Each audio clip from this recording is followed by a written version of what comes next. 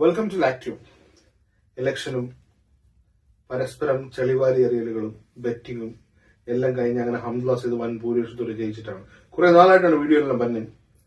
അപ്പൊ ഇപ്പൊ പിന്നെ വരാൻ എപ്പോഴും സബ്ജക്ട് ഇഷ്ടം പോലെ ഉണ്ട്, especially after December 2020 on daily basis വേണമെങ്കിൽ നമുക്ക് വീഡിയോ ഇല്ല, അത്രയും ടോപ്പിക്സുകളുണ്ട്. അപ്പൊ വരാൻ മെയിൻ കാരണം ഇപ്പൊ ഹംദുല്ലാസ് ജയിച്ച് ഡൽഹിക്ക് പോയിട്ടാണ്. ഡൽഹിക്ക് പോയതിന് സത്യപ്രതിജ്ഞ പോയത്.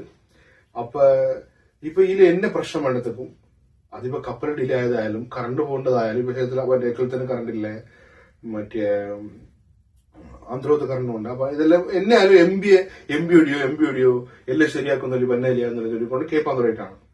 ഇതിപ്പോ എന്നൊന്നുമില്ല, NCP കാർ മാത്രമല്ല നിഷ്പക്ഷർ എന്ന് പറയുന്ന ആളുകൾ എല്ലാവരും കേൾക്കുന്നത്. അപ്പൊ ശരിക്ക് MPക്ക് അതിനുള്ള അധികാരങ്ങളുണ്ട്. ഐ മീൻ MPയെ കൂടെ ഇത് കേൾക്കേണ്ട ആവശ്യമുണ്ടാ എന്നുള്ളതാണ്. ഇത് ഫൈസൽ MP ആയ സമയത്ത് കോൺഗ്രസ് ആർ കേട്ടതിന്റെ ബാക്കിയാണിത്. നേരത്തെ ഹംദുല്ല ഫസ്റ്റ് MP ആയ സമയത്ത് പിന്നെ NCP കാരുടെ അങ്ങനെ മാറി മാറി MP ആരാണോ ആകാത്തത് അപ്പൊ ചോദ്യങ്ങൾ ചോദിച്ചുകൊണ്ടിരിക്കുന്നത്. സത്യത്തിൽ MPക്ക് ഈ പറയേണ്ട കാര്യങ്ങളൊന്നും ഒരു അധികാരവും ഇല്ല എന്നുള്ളതാണ് യാഥാർത്ഥ്യം. അതായത് ഈ ഫോർ ഹൗസിന് കറണ്ട് പോയി, അതിൽ രണ്ടൊരാൾ വിളിച്ചോണ്ട് ഇങ്ങനെ കറണ്ട് ഇല്ലെന്നില്ല, ഹംദുല്ല തന്നെയുമായി ഒരു എക്സിക്യൂട്ടീവ് ഓഫീസറെ വിളിക്കും. എക്സിക്യൂട്ടീവ് ഓഫീസറെ വിളിച്ച് എന്നെ സാർ കറണ്ട് റെഡി ആയില്ലാന്നേക്കും. അപ്പൊ എക്സിക്യൂട്ടീവ് ഓഫീസറുണ്ട് തങ്ങ ഇങ്ങനെ ഒരു കപ്പൽ വെച്ച് ആള് വരും, മറ്റേ വരും, അപ്പൊ റെഡിയാക്കലാന്നു. അപ്പൊ ഇത് അല്ല, ഇതിപ്പോ എല്ലാ ആക്കണമെങ്കിൽ ഇപ്പൊ ഒരു ചീഫ് കൗൺസിലർ ഉണ്ടാഞ്ഞെങ്കിൽ ഒരു പഞ്ചായത്ത് മെമ്പർ ഉണ്ടാഞ്ഞെങ്കിൽ അയാൾ ഇത് തന്നെയാണ് ചെയ്യാനേ. അതായത് നാം പറഞ്ഞു വന്നതില്ല, ലക്ഷദ്വീപ് ഒരു കേന്ദ്രഭരണ പ്രദേശമാണ്. പ്രസിഡന്റ് ഒരു അഡ്മിനിസ്ട്രേറ്റർ, അതായത് അതൊരു വ്യക്തിയാണ്, അതൊരു ബോഡിയില്ല. അതായത് ഒരു ആൾക്കൂട്ടമോ അല്ലെങ്കിൽ ഒരു ബോർഡ് ഓഫ് ഡയറക്ടേഴ്സോ ഒന്നുമില്ല, ഒരു ഒറ്റ ഇൻഡിവിജ്വൽ. ഈ ഇൻഡിവിജ്വലൊക്കെ ഫുൾ പവറും കൊടുത്താണ് ഈ ലക്ഷദ്വീപില്. അതിപ്പോ പ്രഫുൽ പട്ടേൽ ആകലാം, ദിനേശ്വർ ശർമ്മ ആകലാം, മറ്റേ ഫറൂഖ് ആരെ ആയിക്കോട്ടെ, എല്ലാം അപ്പൊ ഈ പവർ മൊത്തം ഉള്ളത്. അപ്പൊ ലക്ഷദ്വീപ് ഭരിക്കേണ്ടത് ഈ ഒരു ഇൻഡിവിജ്വൽ ആണ്. ഇപ്പൊ എന്നല്ല, ഇപ്പൊ MPയെ പവർ കേൾപ്പാൻ മുന്നേ പാർലമെന്റ് പവർ ഉണ്ടാകുന്ന അന്വേഷിക്കണില്ല.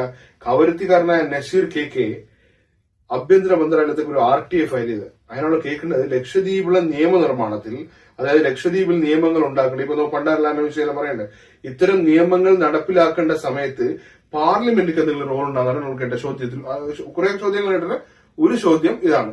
അതിനു ആഭ്യന്തര മന്ത്രാലയം കൊടുത്ത മറുപടി എന്തുണ്ടാ, പ്രസിഡന്റിക്കാണ് അധികാരം. അതായത് പാർലമെന്റിക്ക് പോലും അധികാരം ഇല്ല എന്നുള്ളതാണ് ലക്ഷദ്വീപിലെ നിയമനിർമ്മാണത്തിൽ. ഇലക്ടഡ് ആയിട്ടുള്ള പാർലമെന്റിനെ പോലും ബൈപ്പാസ് ചെയ്തുകൊണ്ട് കേന്ദ്രം നേരിട്ട് ഒരു വ്യക്തിയെ നിയമിച്ചുകൊണ്ട് ഭരിക്കേണ്ട ഒരു പ്രദേശമാണ് ലക്ഷദ്വീപ്.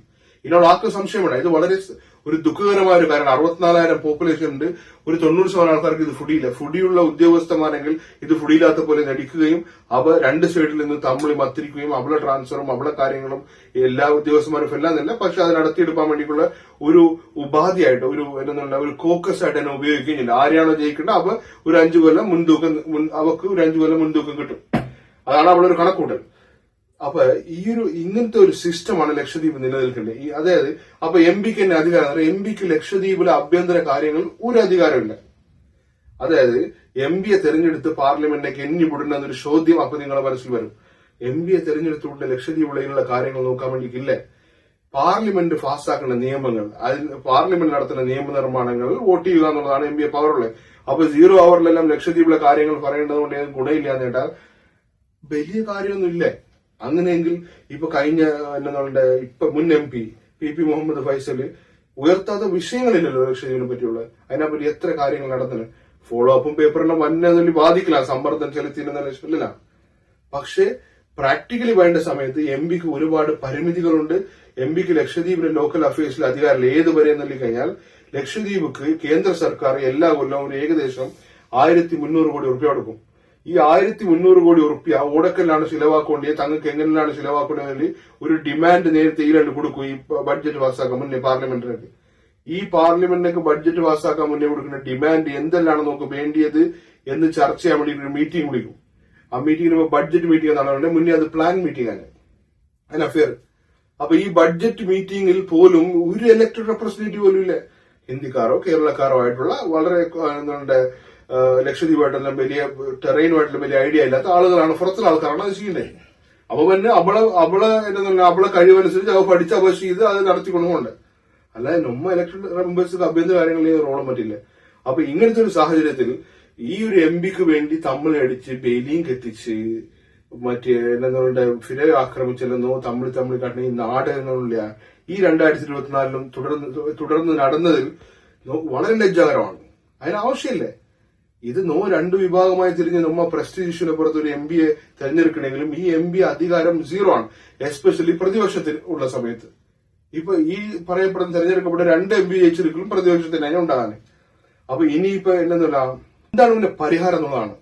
അത് തന്നെയാണ് നേരത്തെ ചൊല്ലിക്കൊണ്ടത്. ലക്ഷദ്വീപിലെ തെരഞ്ഞെടുക്കപ്പെട്ട പ്രതിനിധികൾക്ക് അധികാരം കിട്ടേണ്ട ഒരു സഭ വരാത്തിടത്തോളം കാലം ലക്ഷദ്വീപിൽ എന്നൊക്കെ രക്ഷപ്പെടാം. തമ്മിൽ അങ്ങനെ അടിച്ചു പോകണ്ടല്ലാതെ ഇതിലെ ഭരിക്കേണ്ടത് തായ്ലൻഡിൽ, ഓർമ്മ ശരിയാണെങ്കിൽ തായ്ലൻഡ് എന്ന് തോന്നുന്നുണ്ട്. അതായത് രാജാവ് ഉണ്ടായില്ലേ, രാജാവുക്ക് പ്രത്യേക പവറുകളുണ്ട്, അത് ആ വഴിക്ക് പോകും. ഇലക്ടഡ് റെപ്രസെന്റേറ്റീവ്സ്ക്ക് വേറെ പവറാണ്. അപ്പൊ ഈ ഇലക്ടഡ് റെപ്രസെന്റേറ്റീവ് തമ്മിലടിക്കും, ഗവൺമെന്റ് മാറും, പക്ഷെ രാജാവ് അങ്ങനെ തന്നെ നിൽക്കും. അതുപോലെയാണ് ഈ അവസ്ഥ. അഡ്മിനിസ്ട്രേറ്റർക്ക് പവർ ഇമ്മൻസ് ആണ്. അയാളെ കാര്യങ്ങൾ നടത്തിക്കൊണ്ട് പോകണ്ടേ. ഇപ്പൊ ഹംദുല്ലാസ് ജയിച്ച് പാർലമെന്റിലേക്ക് ഫോണ്ടത്തേക്ക് പണ്ടാര ലാൻഡിനെ പറ്റി ഇറങ്ങിയ ഓർഡറെ കുറിച്ച് നിങ്ങളോട് പ്രത്യേകിച്ച് പറയേണ്ട ആവശ്യമില്ലല്ലോ. പണ്ടാര ലാൻഡ് എന്ന് കഴിഞ്ഞാൽ നോക്കൂ, ഇന്ന് മൊത്തം പറഞ്ഞാൽ തീരാത്ത ടോപ്പിക്കാണ്. അതായത് ലക്ഷദ്വീപുകാർക്ക് അവകാശപ്പെട്ടത് എന്ന് ലക്ഷദ്വീപുകാർ വാദിക്കേണ്ട ഭൂമി ഒരു നോട്ടീസും കൂടാതെ ഏറ്റെടുക്കാവുന്ന രീതിയിലേക്ക് കാര്യങ്ങൾ മാറിക്കൊണ്ടിരിക്കുന്ന സമയത്താണ് ഈ ഇലക്ഷൻ MP ജയിച്ചത് MP തോറ്റത് തമ്മിൽ ട്രോളിക്കോണും തമ്മിലടിച്ചുകൊണ്ട് നടക്കേണ്ടത്. ഒരു വേൾഡ് കപ്പ് ജയം അല്ലെങ്കിൽ ഒരു യൂറോ കപ്പില് ഫേവറേറ്റ് ടീം ജയിച്ചതും തോറ്റതും പോലെയുള്ള ലാഘവത്തോടുകൂടി കാട്ടൊരു സാധനമില്ല ഇന്ത്യയിലെ ഇലക്ഷൻ.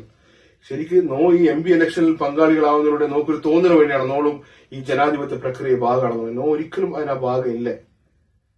ജനാധിപത്യ പ്രക്രിയ ഭാഗമാണെങ്കിൽ ലക്ഷദ്വീപിൽ എത്ര തരേണ്ട ഉറപ്പിയ അല്ലെങ്കിൽ ലക്ഷദ്വീപിൽ കിട്ടേണ്ട ഉറപ്പിയ എങ്ങനെ ചിലവാക്കണമെന്ന് തീരുമാനിക്കണം.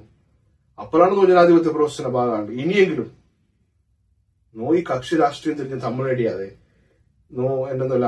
ലക്ഷദ്വീപിലെ യഥാർത്ഥ പ്രശ്നങ്ങൾ, ലക്ഷദ്വീപിലെ ഫിഷർമാരുടെ പ്രശ്നം, ലക്ഷദ്വീപിലെ ലാൻഡ് അക്വിസിഷൻ പ്രോബ്ലംസ്, ലക്ഷദ്വീപിലെ ഭിന്നശേഷിക്കാരുടെ പ്രശ്നം, ലക്ഷദ്വീപിലെ വിദ്യാഭ്യാസ മേഖലയിലുള്ള പ്രശ്നം, ഇതെല്ലാം ഇപ്പൊ എല്ലാം ഫുഡിയുണ്ടോ തന്നെയാണ് പ്രശ്നം. അതിനെല്ലാം നേരിടണമെങ്കിൽ കളക്റ്റീവായിട്ടുള്ള ഒരു ലക്ഷദ്വീപുകാർ എന്നുള്ള ഒരു ജനവിഭാഗമായിട്ട് മാറണമാണ്.